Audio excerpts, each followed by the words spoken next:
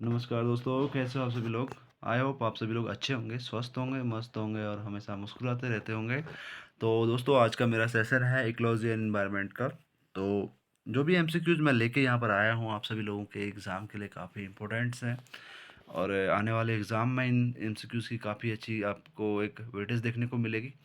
तो आशा करता हूँ आप मेरी वीडियोज़ को देखें और अपने एग्ज़ाम्स के लिए कुछ बहुत यहाँ से प्राप्त करें। तो पहला क्वेश्चन है, निम्नलिखित में से कौन सा सदाबहार वन पाए कौन कहाँ सदाबहार वन पाए जाते हैं। तो चार ऑप्शन है, मालवा पठार, पूर्वी घाट, पश्चिमी घाट, छोटा नागपुर। तो इसका आंसर है ऑप्शन नंबर सी, कहाँ पर है, पश्चिमी घाट। ठीक हो गया। और अगले क्वेश्चन की ओर चलते हैं। क्वेश्चन नंबर 2, निम्नलिखित में से कौन सी विश्वतीय वनों की अद्वितीय विशेषता है। ठीक है, विश्वत वनों की विशेषताओं के बारे में बात हो रही है। आप लोग अगर विश्वत वनों के बारे में पता हो तो इस आंसर को आप आराम से कर सकते हो क्वेश्चन को। तो इसके ऑप्शन है, पहला ऑप्शन है ऊंचे घने वृक्षों की विद्वानता जिसके किरीट निरंतर वितान बनाते हो। दूसरा ऑप्शन है बहुत सी जातियों का सह अस्तित्व हो। तीसरा ऑप्शन है अधिपादपों की असंख्य किस्मों की आ, विद्यमानता हो। नीचे दिए गए कूट का सही उत्तर चुनना है। ठीक है। तो पहला ऑप्शन है ऊंचे घने वृक्षों की विद्यमानता जिसके किरीट निरंतर निरंतर वितान बनाते हों।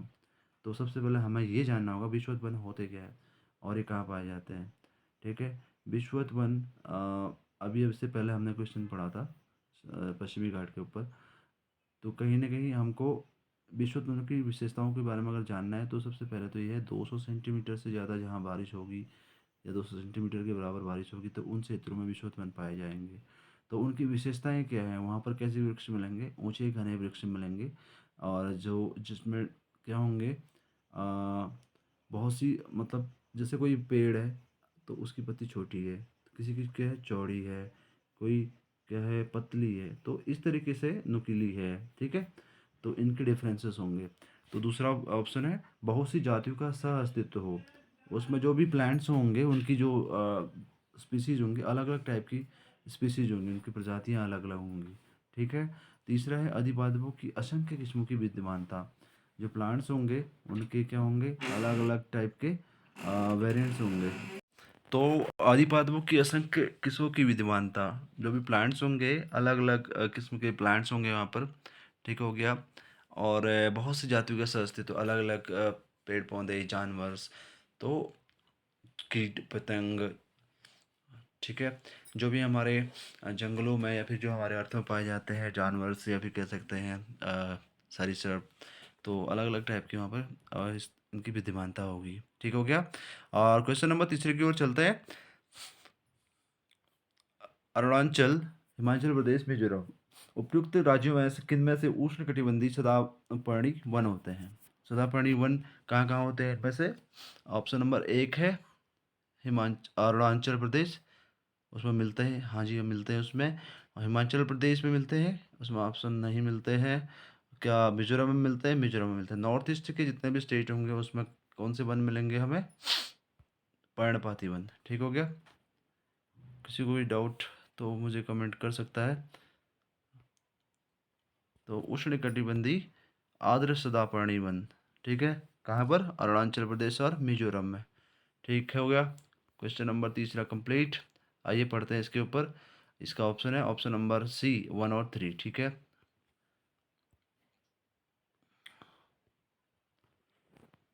उष्णकटिबंधीय आर्द्र सदाबहार वन ऐसे क्षेत्रों में पाए जाते हैं जहां वर्षा 200 सेंटीमीटर से 300 सेंटीमीटर के बीच में होती है। तो ये उष्णकटिबंधीय आर्द्र सदाबहार वन कहाँ पाए जाते हैं, 200 से 300 सेंटीमीटर की जो जहाँ पर बारिश होती है, जैसे पश्चिमी घाट हो गया। ठीक है। फिर इसके बाद दिए गए राज्यों में अरुणाचल प्रदेश और मिजोरम में उष्णकटिबंधीय आर्द्र सदाबहार वन पाए जाते हैं। तो जो ऑप्शन हमें मिले हुए हैं, ठीक है, उनमें से कौन से, वन पहला और तीसरा। तो इसमें क्या होता है 200 से 300 सेंटीमीटर की वर्षा होती है और यहाँ पर क्या पाए जाते हैं, आर्द्र सदाबहार वन पाए जाते हैं। तो इस बॉक्स को आप ध्यान से पढ़ना क्योंकि क्वेश्चन यहीं से फ्रेम होते हैं। ठीक हो गया। क्वेश्चन नंबर 4, भारत में उपयुक्त पारिस्थितिकी संतुलन बनाए रखने के लिए वनाच्छादन हेतु न्यूनतम संस्तुतित भूमि क्षेत्र है कितना प्रतिशत है। तो क्वेश्चन को हमने पढ़ना है और समझना ये है कि क्वेश्चन कहना क्या चाह रहा है।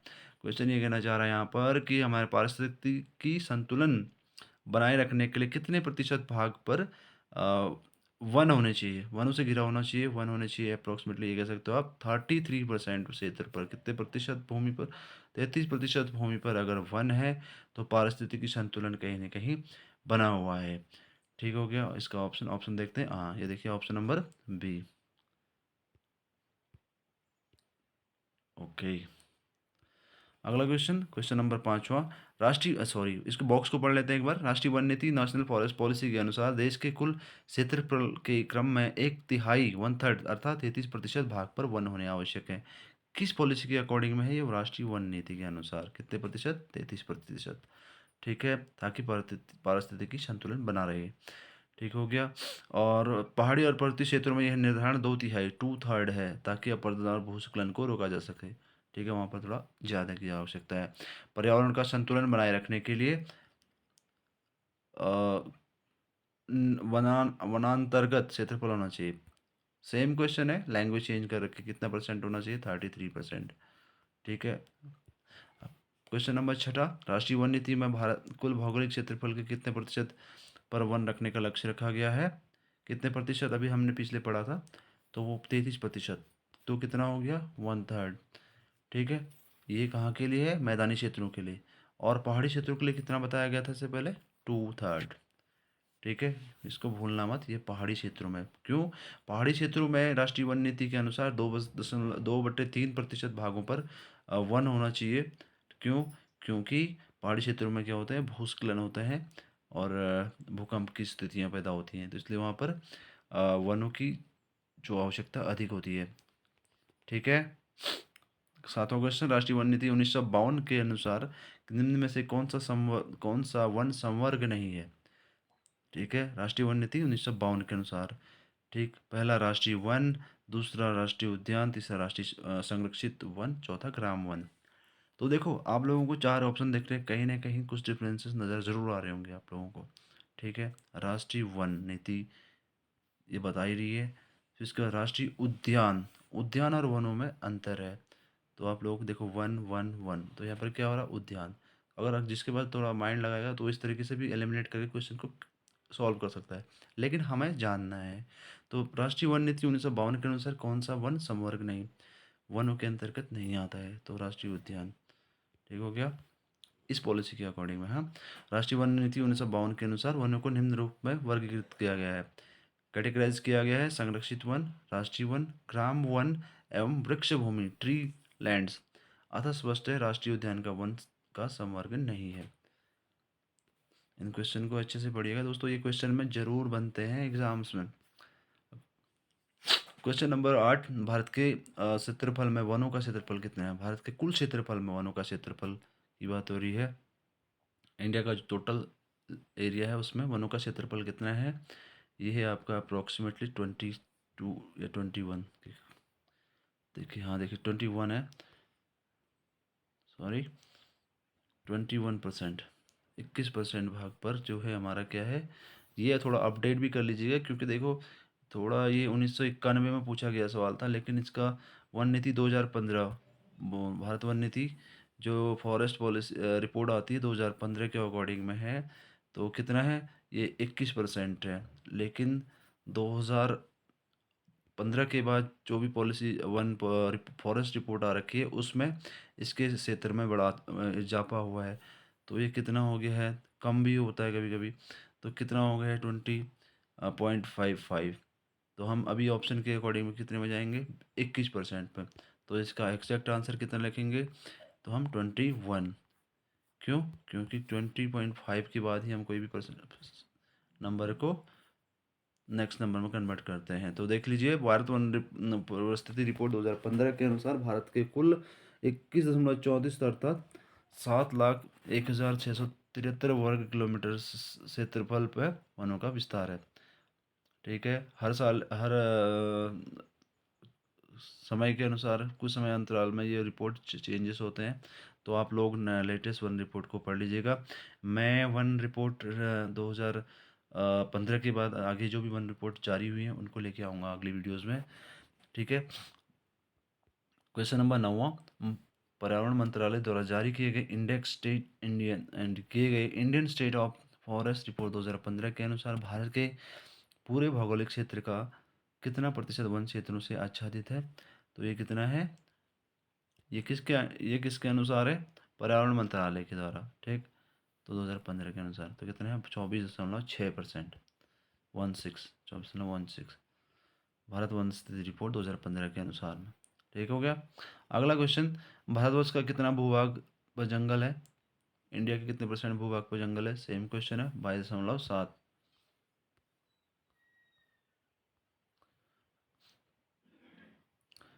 ठीक है। उपग्रह सर्वेक्षण से एकत्रित आंकड़ों के अनुसार भारत के क्षेत्रफल का कितना प्रतिशत वनों से ढका हुआ है? तो ये देखना है हमें, सैटेलाइट सर्वेक्षण से इसका पता किया गया है। तो कितना हुआ है? 19% भाग पर क्या है हमारा? संरक्षित वन है। 19% भाग जो है हमारा क्या है? वनों से ढका हुआ है। अगला क्वेश्चन, हमारे देश के निम्नलिखित राज्यों में से किस राज्य में वन का सर्वाधिक क्षेत्र है? देखो ये क्वेश्चन बहुत सारे एग्जाम में पूछा जाता है।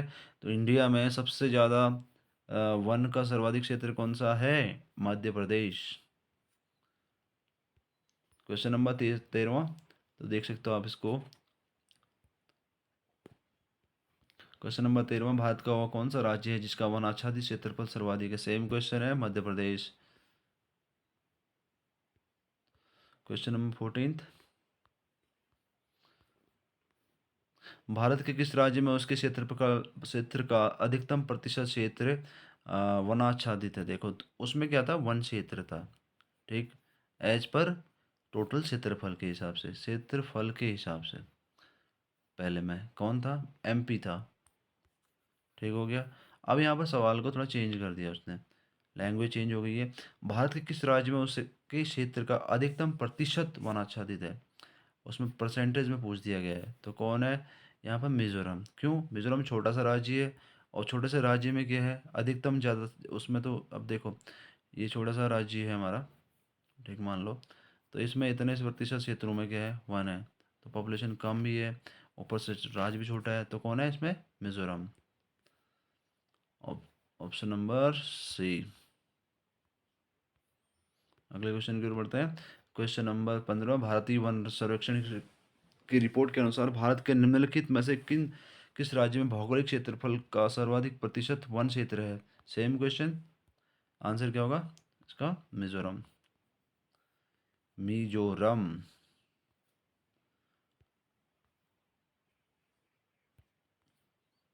और अगले क्वेश्चन की ओर चलते हैं। क्वेश्चन नंबर 16, कुल भौगोलिक क्षेत्रफल के संदर्भ में वनों का उच्चतम प्रतिशत मिलता है, कहाँ मिलता है? सेम क्वेश्चन, उच्चतम प्रतिशत कहाँ मिलता है? क्षेत्रफल के अनुसार, हाँ, टोटल उसकी क्षेत्रफल के अनुसार। दिमाग में नोट कर लेना इस क्वेश्चन को। एक तो हो गया टोटल वनों का क्षेत्रफल, और दूसरा हो गया क्षेत्रफल के अनुसार। तो कितना हो गया यहाँ पर? मिजोरम में।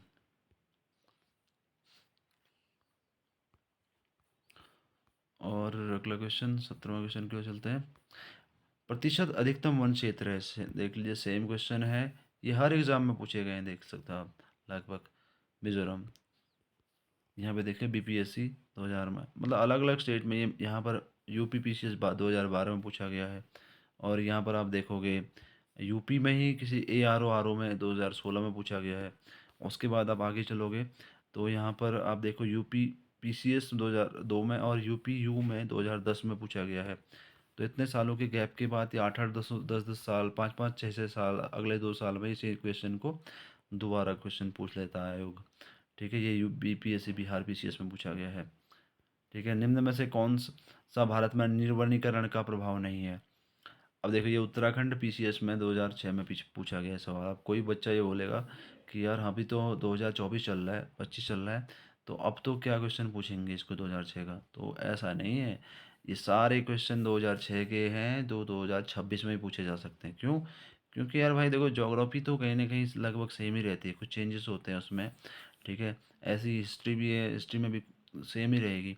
तो एग्ज़ाम में ये मत सोचिएगा कि ये नहीं पूछेंगे वो नहीं पूछेंगे, क्वेश्चन कुछ भी पूछ सकता है आयोग, उसके ऊपर डिपेंड करता है। क्योंकि मैक्सिमम क्वेश्चन क्या होते हैं? प्रीवियस ईयर के क्वेश्चन पेपर को डालते हैं, और उन्हीं की लैंग्वेज को चेंज करते हैं, उन्हीं टॉपिक्स में से क्वेश्चन को दोबारा पूछ लिया जाता है, ठीक है। अगला क्वेश्चन है, निम्न में से कौन सा भारत में निर्वनीकरण का प्रभाव नहीं है? तो ये है, 4 ऑप्शन दिए इसमें हमारे पास। हिमालय में जल स्रोतों का सूखना, जैव विविधता की हानि, नगरीकरण, मृदा अपरदन। तो ये पूछ रहा है कि यार भाई निर्वनीकरण का प्रभाव नहीं है। हिमालय में जल स्रोतों का सूखना, जैव विविधता की हानि, नगरीकरण, मृदा अपरदन। निर्वनीकरण अगर होंगे तो उससे क्या इफेक्ट नहीं होंगे? हिमालय में जल स्रोत सूखेंगे, सही बात है। जैव विविधता की हानि होगी, नगरीकरण और मृदा अपरदन, मृदा अपरदन भी होगा। नगरीकरण भी इसका सबसे सटीक आंसर है। सबको आते हैं क्वेश्चन, लेकिन दिक्कत क्या है कि क्वेश्चन की लैंग्वेज थोड़ा चेंजेस हो जाती है। भारत में अति सघन वनों का सर्वाधिक क्षेत्र जिस राज्य में पाया जाता है? अब ये क्वेश्चन अलग आ गया थोड़ा सा, ठीक है। भारत में अति सघन वनों का सर्वाधिक क्षेत्र जिस, अति सघन वनों का, हाँ, तो यहाँ पर क्या हो गया, सर्वाधिक क्षेत्र कौन सा होगा? अरुणाचल प्रदेश। अति सघन वनों में कौन सा आएगा प्रथम नंबर पर? अरुणाचल प्रदेश। और लेटेस्ट रिपोर्ट के अकॉर्डिंग में कितना परसेंट है इसका? 79.73, 79.33। ये अपडेटेड है, देख लीजिएगा। कहीं किसी एग्जाम में क्या पूछता है, टोटल कितना परसेंट, ये भी पूछ लेते हैं। ठीक हो गया। 20वें क्वेश्चन की ओर चलते हैं। निम्न में से किस राज्य संघीय क्षेत्र के भौगोलिक क्षेत्रफल का अधिकतम भाग वन आच्छादित है? ठीक है, ये पूछ रहा है कौन सा, ये पूछ रहा है संघीय राज्य क्षेत्र और राज्यों के बीच में। तो अभी हमने इससे पहले एक क्वेश्चन को पढ़ा हुआ है, 10 बार क्वेश्चन पढ़ चुके हैं हम। इसका आंसर है मिजोरम। क्वेश्चन नंबर 21 की ओर चलते हैं। निम्नलिखित कथनों में से कौन सा एक कथन सत्य नहीं है? मध्य प्रदेश में सर्वाधिक वन क्षेत्र है। इसकी लैंग्वेज को हमने पकड़ना है, कौन सा कथन सत्य नहीं है। मध्य प्रदेश में सर्वाधिक वन क्षेत्र है, ये बात, ये तो एग्जैक्टली सही है। अरुणाचल प्रदेश में सर्वाधिक घना वन क्षेत्र है, ये भी सही है, क्योंकि सर्वाधिक घना वन क्षेत्र बोला गया है ना, ये नहीं बोला गया कि सर्वाधिक वन क्षेत्र है, घना वन क्षेत्र की बात हो रही है। ऑप्शन नंबर तीसरा, नागालैंड भारत का सर्वाधिक वन आच्छादित राज्य है, ये तो हमने सुना ही नहीं कभी। ऑप्शन नंबर चारवा, हरियाणा भारत का सबसे कम वन आच्छादित राज्य, ये तो हमने कई बार सुना है। तो इसका ऑप्शन है ऑप्शन नंबर सी। देखो इसमें कहीं देखो, कुछ क्वेश्चन है ना, कुछ क्वेश्चन अपने आइडियाज़ पे ही बनते हैं, जो हमने सुना, कहीं टीवी में देखते हैं, कहीं न्यूज़ देखते हैं, कहीं पर हम क्या बोलते हैं, कहीं न्यूज़पेपर पढ़ते हैं। तो इस तरह से भी हमारे क्वेश्चन को सॉल्व करने में मदद मिलती है। क्वेश्चन नंबर 22 की ओर चलते हैं। वृक्षाच्छादित क्षेत्र सर्वाधिक कहाँ पर है? दक्कन में, पूरी दक्कन पर। देखो ये ऑप्शन मिल गया, ऑप्शन नंबर ए।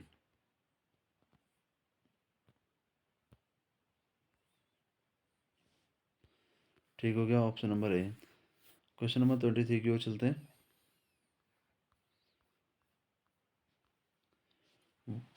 वन नवीकरणीय संसाधन है, ये पर्यावरण की गुणवत्ता को बढ़ाते हैं। तो कौन सा कोट सही है? सही बताना है। वन नवीकरणीय संसाधन है, ये बात तो सही है भाई। ये पर्यावरण की गुणवत्ता को बढ़ाता है, ये भी सही है। अब वन होंगे तो ऑक्सीजन होगा, ऑक्सीजन होगा, हवा प्योर होगी, प्योर होगा तो कहीं ना कहीं वन ज़्यादा मात्रा में होंगे, तो हमारे इन्वायरमेंट और इकोलॉजी में गुणवत्ता इसकी बढ़ेगी। ठीक है, नवीकरणीय संसाधन है भाई, ये बात भी सही है।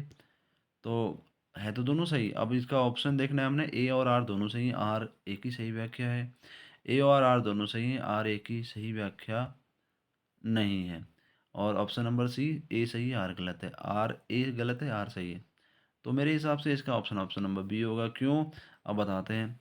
देखो ए और आर तो दोनों सही है, आर एक ही सही व्याख्या नहीं है, आर जो है एक ही सही व्याख्या नहीं। ये पर्यावरण की गुणवत्ता को बढ़ाते हैं, कौन बढ़ाते हैं? वन बढ़ाते हैं। वन नवीकरणीय संसाधन है भाई। अगर पर्यावरण की गुणवत्ता को बढ़ाते हैं तो इसका मतलब ये तो नहीं कि नवीकरणीय संसाधन ही बना सकते हैं पर्यावरण की गुणवत्ता को। जो चीज़ हमारे पास स्टेबल है उसको हम सही तरीके से करें तो भी कहीं ना कहीं क्या होता है, उसकी गुणवत्ता बनी रहती है। अब हमारे पास नवीकरणीय है कह दिया और उसके बाद हम उस चीज़ का दुरुपयोग कर रहे हैं और हम उसको डिस्ट्रॉय कर रहे हैं, तो कहीं ना कहीं गुणवत्ता इफेक्ट होती है।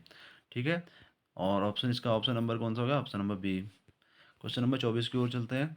और आपको कोई इसको पढ़ना है तो इस बॉक्स को आप मन लगा के पढ़ सकते हो। क्वेश्चन नंबर 24 की ओर चलते हैं। प्राकृतिक साधन वे होते हैं जो किसी क्षेत्र में होते हैं तथा भविष्य में भी प्रयोग लाए जा सकते हैं। किसी वास्तविक प्राकृतिक संसाधन का विकास प्रौद्योगिकी एवं उत्पादन लागत पर निर्भर करता है। तो हमें ऑप्शन देखने हैं, प्राकृतिक साधन कौन से होते हैं, किसी क्षेत्र में होते हैं, ये तो बात सही है। और किसी वास्तविक प्राकृतिक संसाधन का विकास प्रौद्योगिकी पर उत्पादन लागत पर निर्भर करता है, ये भी सही है। प्राकृतिक संसाधन का विकास जो होगा कहीं न कहीं हमारे जो टेक्नोलॉजी है उत्पादन की लागत पर निर्भर करता है। तो ऑप्शन इसका क्या हो गया, बी हो गया। ठीक है। हाँ, अच्छा हमें ये पढ़ना है कि व्याख्या नहीं है। ठीक है। तो अब देखो हैं तो दोनों सही, लेकिन ये बोल रहा है कि कैसे कारण कथन के में कैसे सही फिट बैठता है। देखो किसी वास्तविक प्राकृतिक संसाधन का विकास प्रौद्योगिकी एवं उत्पादन लागत पर निर्भर करता है, ये तो सही है। कोई वास्तविक जब प्राकृतिक संसाधन है उसका विकास हमारे टेक्नोलॉजी एवं उत्पादन की लागत पर निर्भर होता है। लेकिन प्राकृतिक कथन ये बोल रहा है प्राकृतिक साधन वे होते हैं जो किसी क्षेत्र में स्थित हैं एवं भविष्य में प्रयोग लाए जा सकते हैं। तो भाई जब भविष्य में प्रयोग लाए जा सकते हैं तो क्या विकास एंड टेक्नोलॉजी की मदद से ही लाए जा सकते हैं क्या? नहीं ना। प्राकृतिक संसाधन क्या है? प्राकृतिक संसाधन कहीं न कहीं क्या है नेचुरल तरीके से आ रहे हैं, तो स्टोर हो सकते हैं। वो डिग्रेडेबल वो क्या बोलते हैं एकदम से ख़राब भी हो सकते हैं। ठीक है? तो उनकी अपनी एक समय सीमा होती है। तो इस तरह हम क्या कर सकते हैं वास्तविक जो उसका विकास है, टेक्नोलॉजी की लागत पर ही तो होता है, लेकिन हम इसको एक कारण के तौर पे नहीं जान सकते हैं। ठीक है?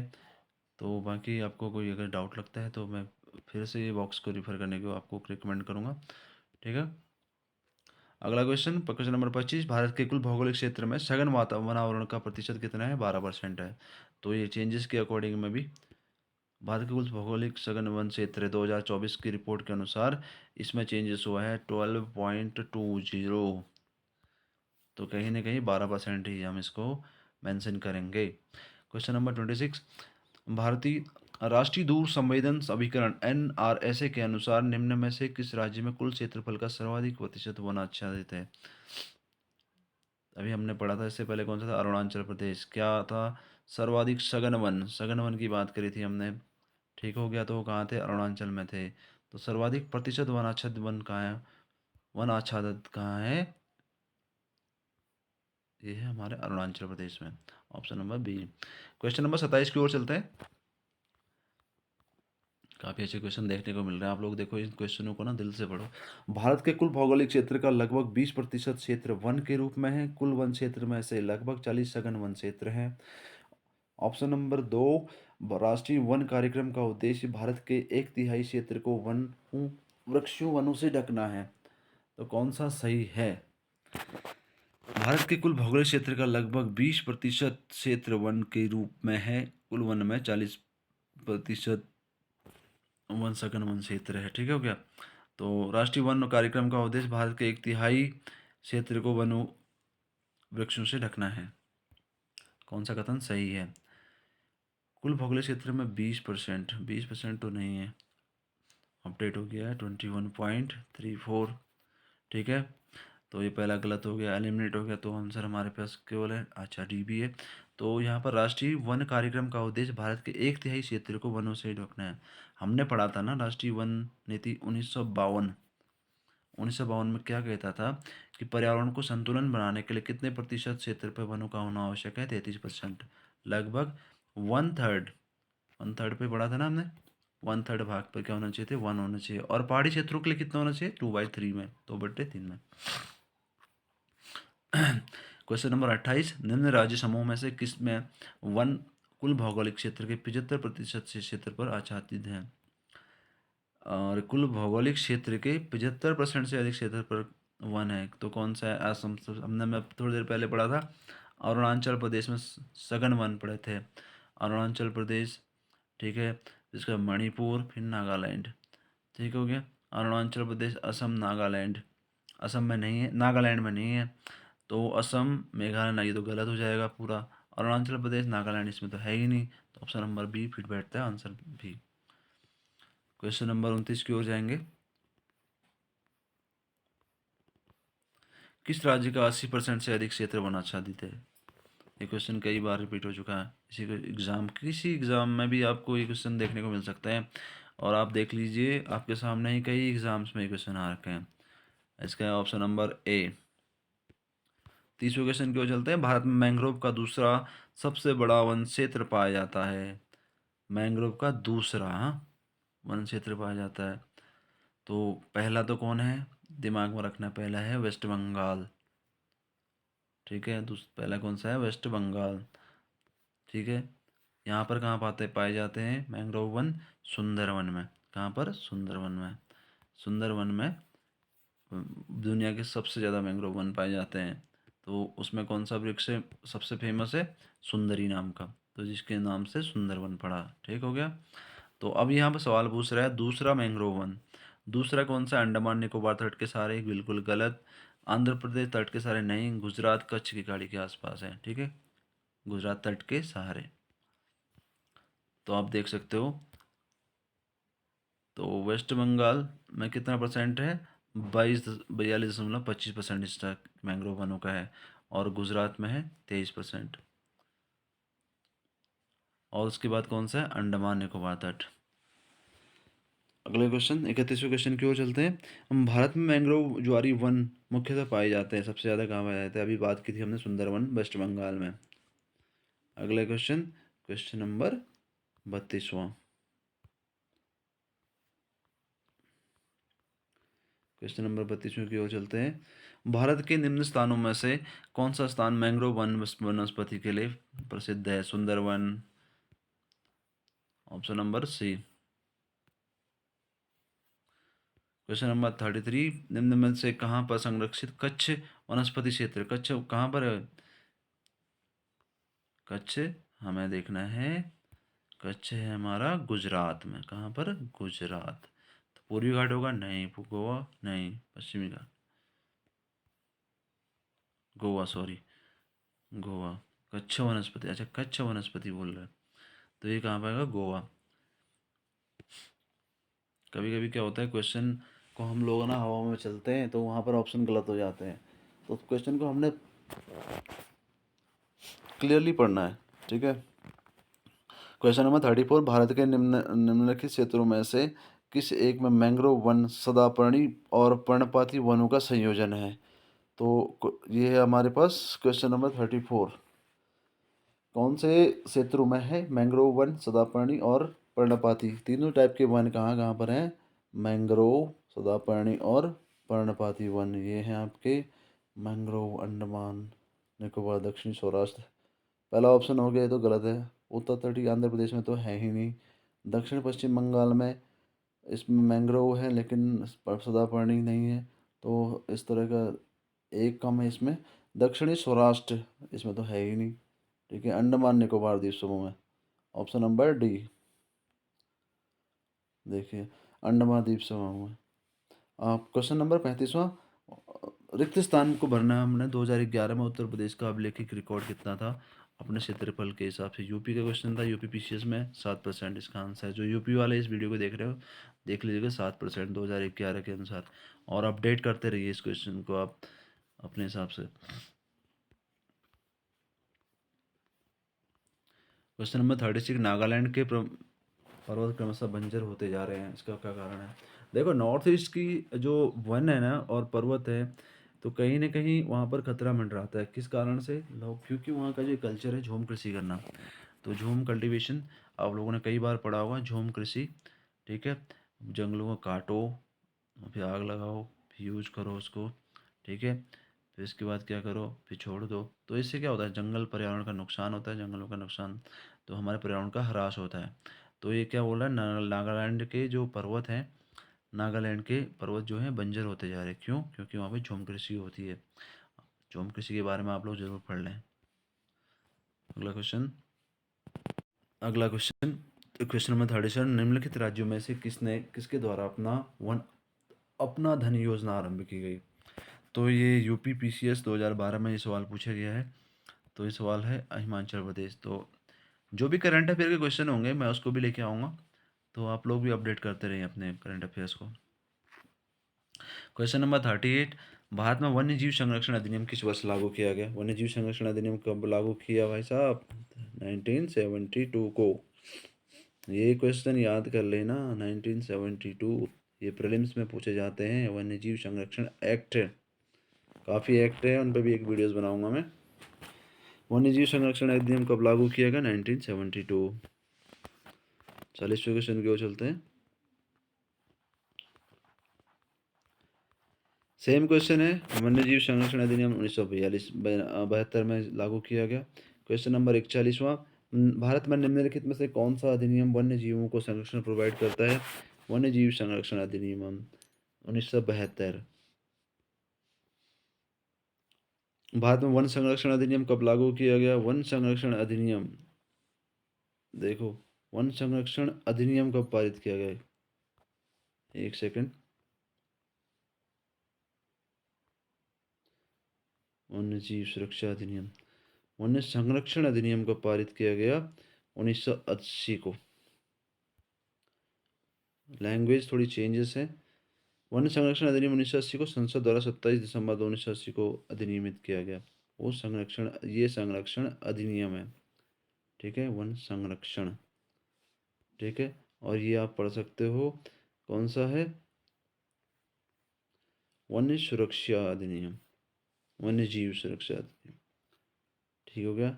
वन्य जीव हो गया और ये वन संरक्षण हो गया, ठीक है। वन्य जीव है उसमें, इसमें केवल वन है। क्वेश्चन नंबर 43, भारतीय वन्य जीव संस्थान कहाँ है? देहरादून में, ठीक। क्वेश्चन नंबर 44 की ओर चलते हैं। वन अनुसंधान संस्थान कहाँ पर स्थित है? देहरादून में। 45, वन अनुसंधान कहाँ स्थित है? देहरादून में। ये क्वेश्चन रिपीट हुए हैं दोस्तों, तो देख सकते हो 2008, 2010, तो अलग अलग स्टेट में इन क्वेश्चनों को अलग अलग साल में पूछा गया है। 47वां क्वेश्चन, भारत के वन्य जीव भारत में पाए जाते हैं। भारत के वन्य जीव भारत में पाए जाते हैं। अब देखो, ये सवाल है थोड़ा सा ट्रिकी भी कह सकते हैं, और जिसको फैक्ट याद हो वो आराम से बना सकता है। वन्य जीव भारत में पाए जाते हैं कितने परसेंट? 8%। 8% जो है पूरी दुनिया में भारत से पाए जाते हैं, क्या? वन्य जीव, ठीक। और भारत की जो लैंड कितनी है? 2.4 एरिया, ठीक। और वन्य जीव कितने हैं भारत से? 8%, ठीक। पूरी दुनिया में 8% भारत जीव जो है भारत से पाए जाते हैं दोस्तों। 48वां सवाल, 47, 48, भारत की सबसे बड़ी मछली कौन सी है? व्हेल शार्क, ठीक है। व्हेल शार्क भारत नहीं, पूरी दुनिया की सबसे बड़ी मछली है, ठीक। और इसकी विशेषता बताई गई है, 50 फुट तक लंबी हो सकती है। Whale shark Australia and Africa के तट पर प्रवास करती है। प्रत्येक वर्ष मार्च में से मई के माह में यह बड़ी संख्या में भारत गुजरात के तट पे आती है, ठीक है। व्हेल शार्क जो है ना, सबसे बड़ी मछली है इंडिया की, ठीक। अगला क्वेश्चन 49, वर्ल्ड वाइड WWF का प्रतीक कौन सा है? वर्ल्ड वाइल्ड लाइफ फंड का प्रतीक जानवर कौन सा है? ये जॉइंट पांडा, इस तरह देखते होंगे अब इसको, जॉइंट पांडा। ये बॉक्स भी पढ़ लीजिएगा। क्वेश्चन नंबर 50वां, गैवियालिस घड़ियाल भारत में कहाँ पाया जाता है सबसे ज़्यादा? गंगा नदी में। घड़ियाल कहाँ पाए जाते हैं भाई? गंगा नदी में। 51वां क्वेश्चन, भारत के निम्न प्राणियों पर विचार कीजिए। मगरमच्छ, हाथी, कौन सा संकटापन जातियां हैं? ऑप्शन ए, ऑप्शन दो, और ऑप्शन ए और दो, इनमें से कोई नहीं। कौन कौन से हैं क्वेश्चन में पूछे गए हैं? हाथी और मगरमच्छ। कौन प्राणियों पर संकटापन जातियां हैं? कौन सा है? हाथी भी और मगरमच्छ, ए और बी दोनों। ऑप्शन नंबर सी होगा इसका आंसर, देखो दोनों, ठीक हो गया। अगले क्वेश्चन की ओर चलते हैं। चिपको आंदोलन मूल रूप से किससे संबंधित था या किसके विरुद्ध में था? तो ये था वन कटाई के संबंध में था, वन कटाई को रोकने के लिए। तो ये शुरू किया था सुंदर लाल बहुगुणा ने, उत्तराखंड के हमारे महान विभूति सुंदरलाल बहुगुणा। चंडी प्रसाद भट्ट, इन दोनों ने मिलकर इसको चलाया था। 53वां क्वेश्चन, निम्न में से किसे चिपको आंदोलन का नेता माना जाता है? सुंदरलाल बहुगुणा को। Option number C. 54वां क्वेश्चन, चिपको आंदोलन के प्रणेता कौन थे? सुंदरलाल बहुगुणा। ठीक है, अगला क्वेश्चन 55वां क्वेश्चन, वन्य जीव संरक्षण अधिनियम कब पारित हुआ? विश्व वन्य जीव दिवस कब मनाया जाता है? 27 मार्च, 2 मई, 5 जून, 21 जून। ये तो सबके सब गलत है, इनको तो मनाया नहीं जाता। ये देखो, ये अलग अलग कंट्रीज में अलग अलग तरीके से मनाया जाता है। विश्व पर्यावरण वन दिवस कब मनाया जाता है? 5 जून को। कब मनाया जाता है पर्यावरण दिवस? 5 जून को। जबकि विश्व वानिकी दिवस 21 मार्च को मनाया जाता है। अगला क्वेश्चन, पगमार्क टेक्निक क्या होती है? पगमार्क तकनीक का प्रयोग किया जाता है, क्यों किया जाता है पगमार्क टेक्निक, बता सकते हो कोई? पगमार्क इसलिए किया जाता है कि वन्य जीवों की खोज, जैसे कोई टाइगर है जंगल में, तो किस क्षेत्र में टाइगर का भ्रमण हुआ, या फिर कितने टाइगर बचे हैं, तो इस तरीके से हम इनको देखते हैं। ठीक है, वनों में पक्षी का अवलोकन करने के लिए बिल्कुल गलत। ऑप्शन नंबर, दुर्लभ वन्य जंतु के बुद्ध स्थल में प्रजनन के लिए गलत। विभिन्न वन्य जीवों की जनसंख्या के आकलन के लिए, वन्य जंतुओं में गोदने के लिए, ताकि एक स्पीसीज का दूसरे से विभेदन किया जाए। इसका ऑप्शन नंबर सी। 56 का ऑप्शन नंबर सी, विभिन्न वन्य जंतुओं की जनसंख्या के आकलन के लिए। कितने बचे हैं, देखो जैसे मेल टाइगर का पगमार्क, फीमेल, इस तरह लेते हैं, और उसमें देखते हैं जैसे मेल, जैसे हमारे टाइगर हैं, इस क्षेत्र में इतने टाइगर हैं, इतने टाइगर हैं, तो उससे ना क्या होता है, उनकी काउंटिंग करते हैं। ठीक है, अगला क्वेश्चन 57वां, भारत में वन क्षेत्र का ह्रास भारत की जननकी संक्रमण से प्रत्यक्षतः संबंधित रहा है। कारण 2, वन क्षेत्र एवं जनसंख्या वृद्धि में प्राय नकारात्मक संबंध होता है। ठीक है, नीचे दिए कोड से सही उत्तर चुनिए। ए और आर दोनों सही हैं, आर ए की सही व्याख्या है। ए और आर दोनों सही हैं, आर ए की सही व्याख्या नहीं है। ए सही है किंतु आर गलत है, ए गलत है किंतु आर सही ही है।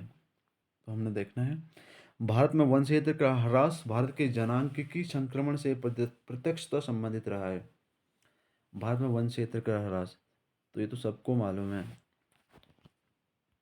वन क्षेत्र क्यों कट रहे हैं, जनसंख्या बढ़ रही है। ठीक हो गया, वन क्षेत्र तथा जनसंख्या वृद्धि में प्राय नकारात्मक संबंध रहता है। वन क्षेत्र और जनसंख्या में वृद्धि, देखो ये तो सिंपल से सेम क्वेश्चन है, सेम तरीका है, थोड़ा सा लैंग्वेज चेंज है ये कथन है और कारण में। वन क्षेत्र बोल रहा है, वन क्षेत्र एवं जनसंख्या में नकारात्मक संबंध है। भाई साहब, वन क्षेत्र बढ़ रहे हैं, बोल रहे वन क्षेत्र घट रहे हैं। वन क्षेत्र जो है, वन वन क्या है, घट रहे हैं, और लेकिन जनसंख्या क्या है, बढ़ रही है। ठीक है, तो इसमें क्या नकारात्मक संबंध है, तो इसका ऑप्शन होगा option number A. Question number 58 की ओर चलते हैं, वन ह्रास का मुख्य कारण क्या है? ऑप्शन के अकॉर्डिंग में, सड़कों का विकास, नदी घाटी परियोजनाएं, औद्योगिक विकास, कृषि विकास। तो एग्जैक्ट कर क्या रीजन है वन ह्रास होने का? इंडस्ट्रियलाइजेशन। ठीक है, औद्योगिक विकास। ठीक, 59वें क्वेश्चन की ओर, राजीव गांधी वन्य जीव संरक्षण पुरस्कार दिया जाता है शैक्षणिक तथा शोध संस्थाओं को, वन एवं वन्य जीव अधिकारी को, वन्य जीव संरक्षकों को। ऑप्शन नंबर डी, डी उपरोक्त सभी को।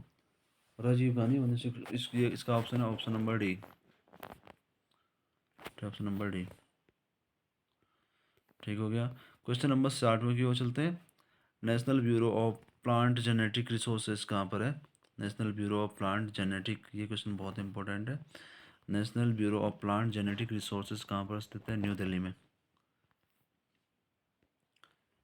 ठीक हो गया, अगला क्वेश्चन की ओर, पेड़ पौधों एवं जंतुओं की सर्वाधिक विशेषता है, कौन से उसमें है भाई? ये क्वेश्चन पहला क्वेश्चन था सेम, अब ये 61 में पहुंच गया क्वेश्चन। 61 क्वेश्चन, पेड़ पौधों जंतु की सर्वाधिक विविधता कहाँ होगी भाई? अभी मैंने डिस्कस किया था, शीतोष्ण कटिबंधीय पर्णपाती वन, शीतोष्ण का नाम ही नहीं था वहाँ पर। उष्णकटिबंधीय आर्द्र वन, सवाना वन वन, शीतोष्णकटिबंधीय घास के मैदान, शीतोष्ण थायनी। तो क्या था? उष्णकटिबंधीय आर्द्र वन। ठीक हो गया।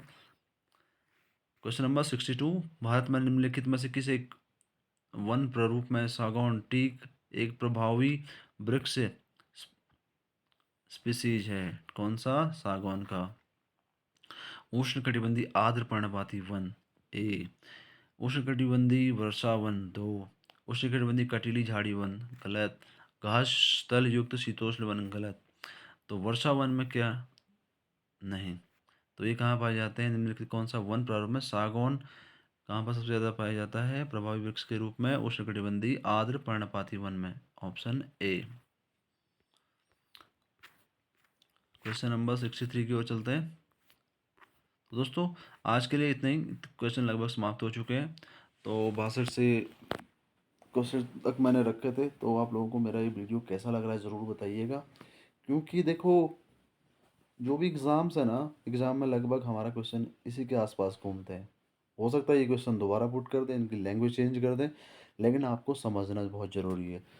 तो इनका एक्सप्लेनेशन मैं लेके आऊँगा, उनके लिए अलग से वीडियोस लाऊँगा। अभी एग्ज़ाम को मद्देनज़र रखते हुए केवल एमसीक्यूज़ बना रहा हूँ, ताकि आप लोगों को कुछ तो दिखे, कोई इंपॉर्टेंट क्वेश्चन यहाँ से आ जाए, तो आप लोगों के जीवन में इस वीडियो से कोई बदलाव हो। तो मैं भी चाहूँ कि आप लोग आगे बढ़ें, आप लोगों का विकास हो। मेरी वीडियोस को आप लाइक कीजिए, शेयर कीजिए, सब्सक्राइब कीजिए और आने वाली वीडियोस को देखते रहें। धन्यवाद। जय देवभूमि, जय उत्तराखंड।